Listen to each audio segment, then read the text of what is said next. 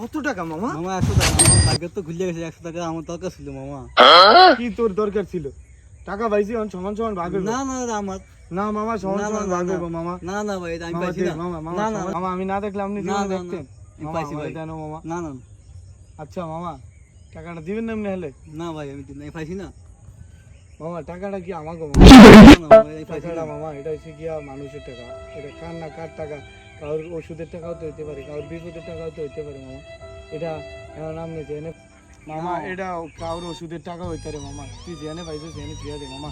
এক গরিব মানুষের হইতে পারে, জেনে টাকাটা পাইছো জেনে ফিয়া দে মামা। যাক মামা, তুই যা, তুই ফিরে দে। যাক যাই যে তুই কইছিস ফিরে দে। ফিয়া দে পাইছো টাকা। টাকা দিলি কা?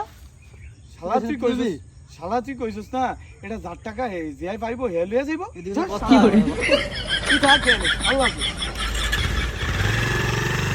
ভাই, এটা কোনো কাম হইলো? टूटा हुआ साज हूँ मैं खुद से ही नाराज हूँ